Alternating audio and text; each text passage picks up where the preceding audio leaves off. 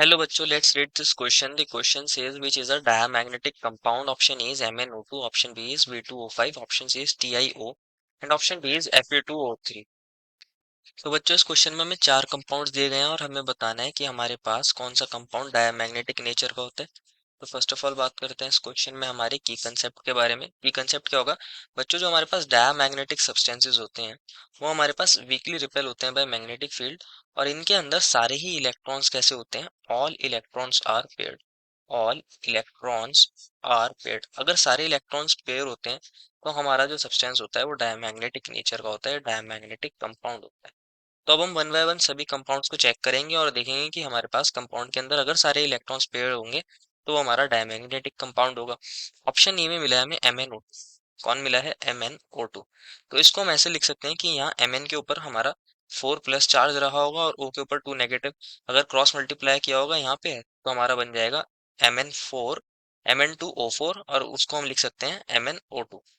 तो हमारे पास Mn4+ में हमें देखना है कितने इलेक्ट्रॉन्स क्या पेयर हैं या नहीं, और O2 नेगेटिव के अंदर क्या इलेक्ट्रॉन्स पेयर हैं या फिर नहीं है।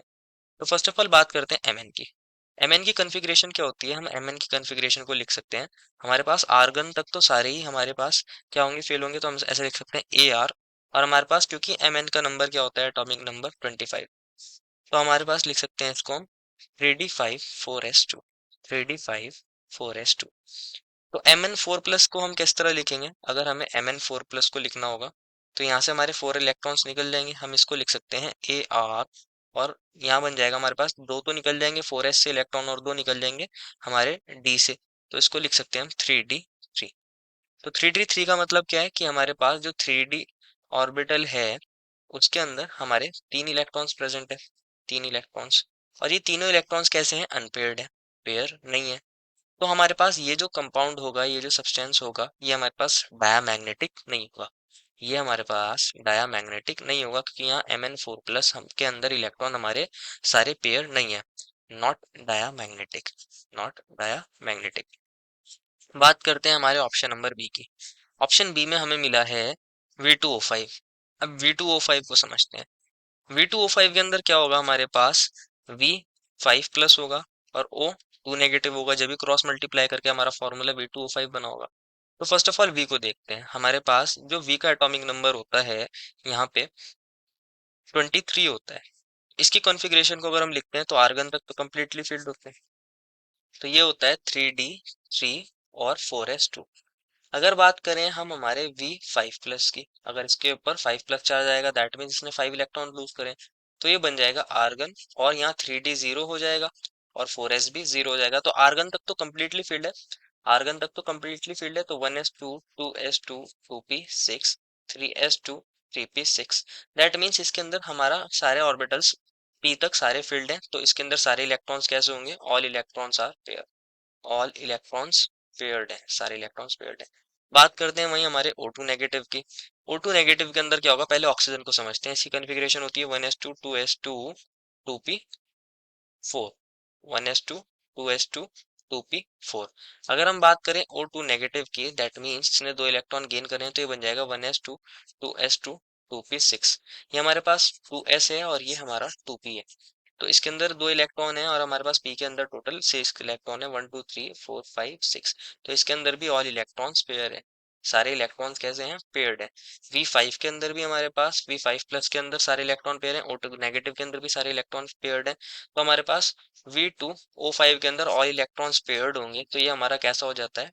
Diamagnetic. ये हमारे पास डाया मैग्नेटिक कंपाउंड होता है। तो हमारा ये वाला ऑप्शन तो करेक्ट हो जाएगा, ये हमारा रॉन्ग हो जाएगा। सी ऑप्शन को भी देखते हैं और डी को भी देखते हैं। सी में मिला है हमें TiO। सी में मिला है हमें टाइटेनियम ऑक्साइड मिला है, TiO मिला है।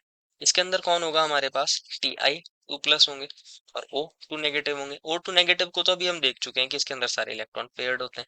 अब हमें देखना है Ti2+ को। Ti का हम हमारे पास एटॉमिक नंबर क्या होता है टाइटेनियम का? 22। तो इसके लिए हम कॉन्फ़िगरेशन को लिखते हैं आर्गन तक, और यहाँ हमारे पास कौन होगा? 3d2 4s2। ये होनी चाहिए कॉन्फ़िगरेशन। अगर हमारा टाइटेनियम अपने दो इलेक्ट्रॉन्स को लूज कर देगा तो ये बन जाएगा आर्गन। और यहाँ हमारे पास 4s में से दो इलेक्ट्रॉन निकल जाएंगे, ये बन जाएगा 3d2।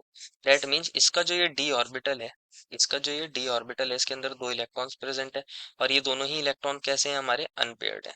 अनपेयर्ड इलेक्ट्रॉन्स इसके पास प्रेजेंट होते हैं, तो ये हमारा डायमैग्नेटिक नहीं होता। हमारा सी ऑप्शन भी गलत हो जाएगा और ये ऑप्शन भी गलत हो जाएगा, क्योंकि इनके अंदर इलेक्ट्रॉन्स अनपेयर्ड है, तो ये डायमैग्नेटिक नहीं होते। एंड ऑप्शन डी के अंदर हमें मिला है Fe2O3। कौन मिला है हमें ऑप्शन डी के अंदर, Fe2O3। तो अब हमारे पास इसके अंदर कौन होगा, Fe2+ आयंस होंगे और O Fe3+ आयंस होंगे और O2 नेगेटिव आयन होंगे, यही होगा इसके अंदर। तो ऑक्साइड के अंदर तो सारे इलेक्ट्रॉन पेयर होते हैं, तो अभी हमें चेक करना है Fe3+ को। तो उससे पहले हमें हमारे आयरन का एटॉमिक नंबर देखना है, इसका होता है 26। तो इसके लिए कन्फिग्रेशन क्या होती है हमारी, आर्गन। और यहाँ तक हमारे पास क्या होगी इसकी कन्फिग्रेशन, 4s2 3d6। तो हम लिख सकते हैं 3d6 और 4s2। अगर ये अपने तीन इलेक्ट्रॉन्स को लूज कर देगा तो इसकी कन्फिग्रेशन कन्वर्ट हो जाएगी हमारे पास Fe3+ के अंदर आर्गन और 3d5, क्योंकि दो इलेक्ट्रॉन एस से निकल गए होंगे, एक इलेक्ट्रॉन हमारा डी से निकल गया होगा। तो हमारे पास 3d5 के अंदर हमारे पास 5 इलेक्ट्रॉन्स कैसे होते हैं, अनपेयर्ड होते हैं। 5 इलेक्ट्रॉन्स अनपेयर्ड होते हैं, तो इलेक्ट्रॉन्स अनपेयर्ड है, अनपेयर्ड इलेक्ट्रॉन्स होने की वजह से ये भी हमारा डायमैग्नेटिक नहीं होगा, तो ऑप्शन डी भी गलत हो जाएगा। सिर्फ एक ही हमारा कंपाउंड ऐसा है जिसके अंदर हमारे सारे इलेक्ट्रॉन्स पेयर्ड हैं, which is V2O5। therefore final answer is option number B. I hope you understood it well and best of luck.